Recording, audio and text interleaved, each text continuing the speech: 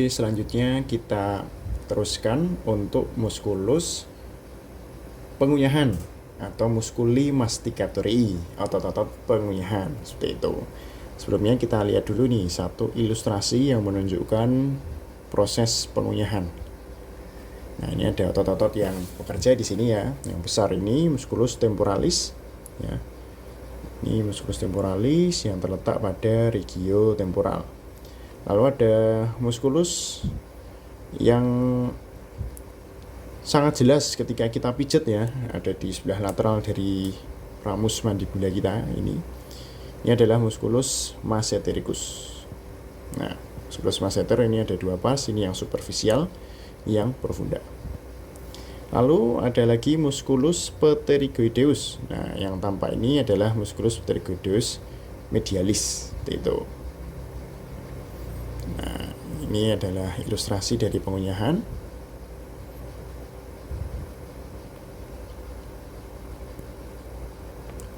Kemudian ini adalah ilustrasi dari protraksi mandibula. Nah, pada proses ini di sini bisa tampak ya, ada musculus pterygoideus lateralis yang bekerja. Nah, ya, dia ada dua kaput, ada kaput superius dan juga kaput inferius. Nah, ini yang superius, ini yang inferius. Lalu ini adalah ilustrasi retraksi mandibula. Nah, mandibula dimundurkan gitu ya. Dan tampak juga beberapa otot yang bekerja. Oke, baik, dari ilustrasi tadi sekarang kita bisa lihat satu persatu muskulus yang bekerja pada proses pengunyahan. Kita mulai dari muskulus yang tadi sempat saya mention, muskulus yang paling jelas ketika kita pijat ya, kita message. Musculus massetericus.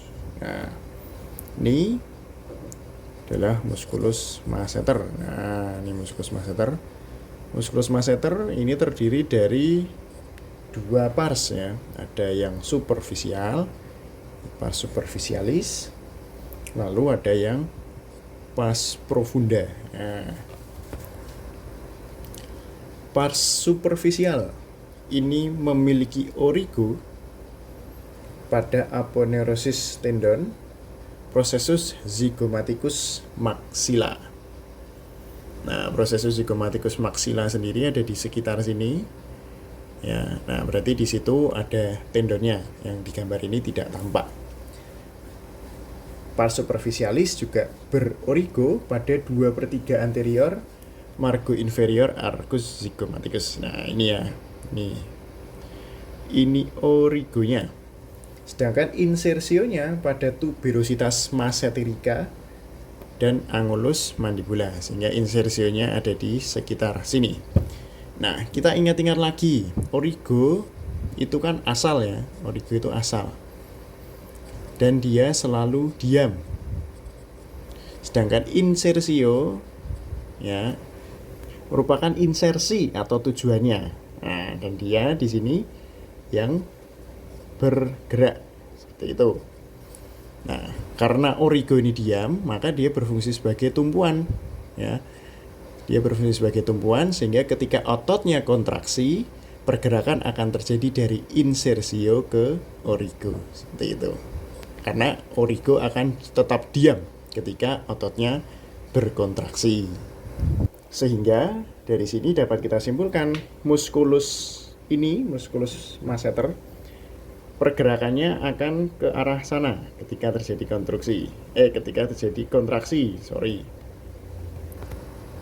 Sehingga muskulus ini berfungsi ketika kita melakukan elevasi mandibula kita.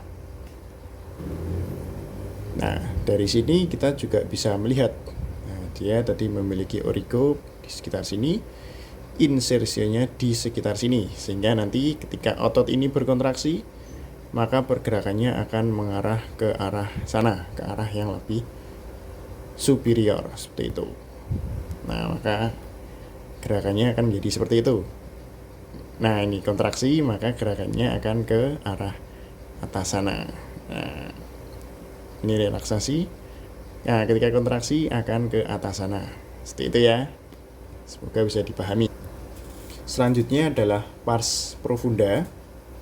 Pars profunda ini berorigo pada sepertiga posterior, margo inferior, dan juga seluruh permukaan medial dari arcus zygomaticus. Nah, jadi origonya dia ada di sekitar sini, dan dia berinsersi pada setengah bagian superior dari ramus mandibula dan permukaan lateral processus coronoideus mandibula.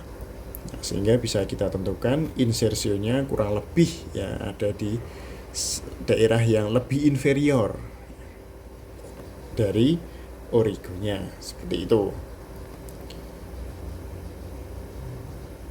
Posisi insersionya juga berada di titik yang lebih posterior daripada origonya. Nah, sehingga arah gerakannya adalah kurang lebih ke sana ya.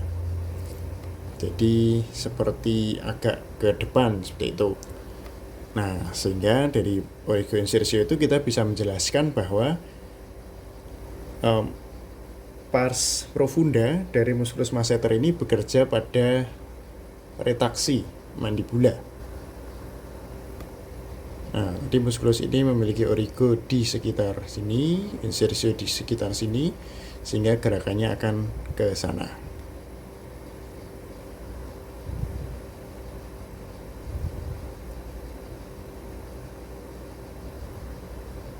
Nah, ini tampak. Nah, ketika kontraksi akan terjadi gerakan ke depan, seperti itu. Sekarang kita akan ke musculus temporalis. Nah, musculus temporalis ini berorigo pada fossa temporalis dan bagian dalam dari fascia temporalis. Nah, sedangkan memiliki insersio pada permukaan medial dan apex processus coronoideus mandibula. Nah, ini apex processus coronoideus permukaan medial dari mandibula sekitar situ, berarti dia berinsersio di sini, sedangkan berorigo di sekitar seluruh permukaan fascia temporalis ya, berarti di sekitar situ, di sekitar situ, seperti itu. Nah, ini adalah keseluruhan dari musculus temporalis. Nah, bentuknya seperti kipas. Nah, dari origo dan insersio ini kita jadi tahu bahwa gerakannya dia kurang lebih akan mengarah ke sana ya, ke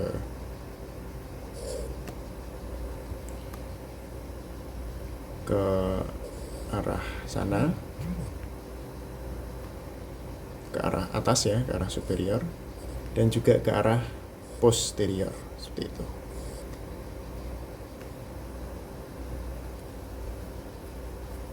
Sehingga pada gambar ini kita bisa lihat tadi ya, origonya ada di sekitar sini, insersionya ada di sekitar sini di bawah, sehingga gerakannya akan terjadi ke sana.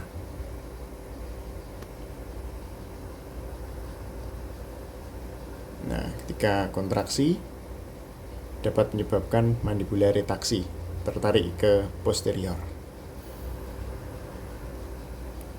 Pada ilustrasi ini tadi berorigo di sekitar sini, di superior, insersionya di sekitar sini, berarti gerakannya akan ke arah superior ya, sehingga akan menyebabkan gerakan seperti ini ya. Ketika terjadi kontraksi akan mengelevasi mandibula, seperti itu.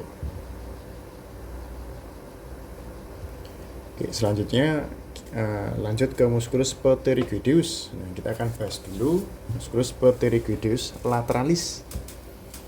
Musculus ini memiliki dua kaput ya, ada kaput superius dan kaput inferius. Nah, musculus pterygoideus lateralis itu adalah yang ini, yang warnanya hijau ini musculus pterygoideus lateralis. Nah, kaput superius itu adalah yang ini. Nah, sedangkan ini adalah kaput inferius. Caput superius berorigo pada facies infratemporalis ala mayor os sphenoidal. Nah, di sekitar sini. Dan berinsersio pada diskus dan kapsula articularis dari TMC. Nah, dia langsung menempel pada diskus dan kapsula articularis TMC, sehingga muskulus ini sangat penting pada proses pengunyahan. Lalu caput inferiusnya, dia berorigo pada permukaan lateral dari lamina lateralis processus pterygoideus osis sphenoidalis. Nah, di sini tidak begitu tampak, tapi ada di sekitar situ. Dan berinsersio pada fovea pterygoidea mandibula. Nah, fovea ini ada di bagian medial ya, sehingga tidak begitu tampak juga. Jadi ini origonya, ini insersio. Ini origo, ini insersio. Sehingga bisa menjelaskan pergerakannya kurang lebih ke superior dan ke anterior, seperti itu. Nah, di sini kita bisa lihat tadi dia muskulus ini berorigo di sekitar sini dan berinsersio di sekitar sini, ya, sehingga pergerakannya akan ke arah sana atau ke arah depan.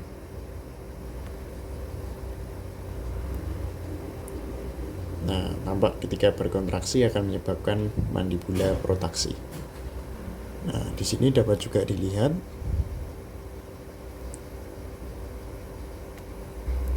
muskulus ini berorigo tadi di sekitar sini ya, dan sini berinsersio di sekitar sini, sehingga menyebabkan pergerakan kurang lebih ke arah sana dan sana, yang menyebabkan TMC ini akan bergerak ke depan. Nah, bergerak ke depan, bergerak ke sana, ya, sehingga terjadi luncuran, sehingga mandibula akan menjadi terbuka seperti itu. Nah, seperti itu.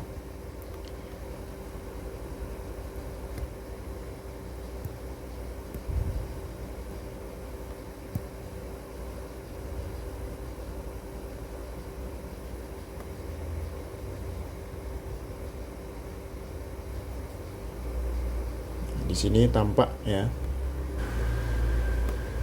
tampak muskulus ini menarik mandibula ke anterior yang menyebabkan mandibula depresi.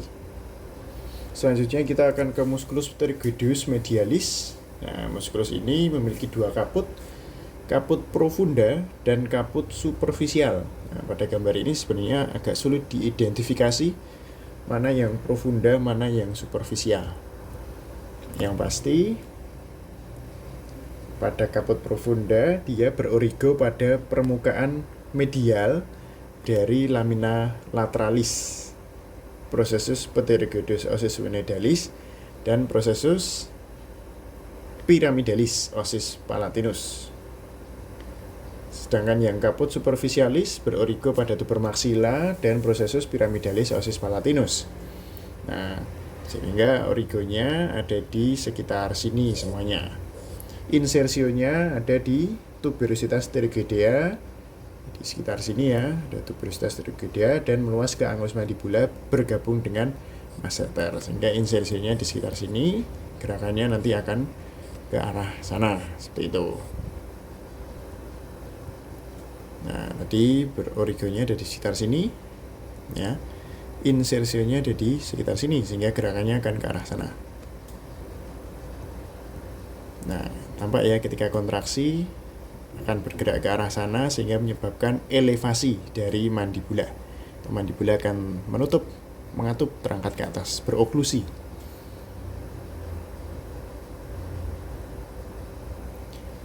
Nah, selain tadi yang telah saya sebutkan,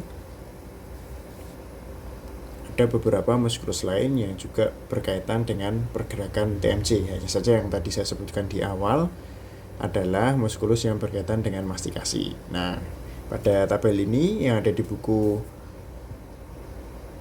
Clinically Oriented Anatomy. Nah, ini ada beberapa muskulus lain yang berkaitan dengan pergerakan dari TMJ seperti itu. Nah, ini bisa di screenshot. Saya kira sekian video kali ini, lebih dan kurangnya mohon maaf. Assalamualaikum warahmatullahi wabarakatuh.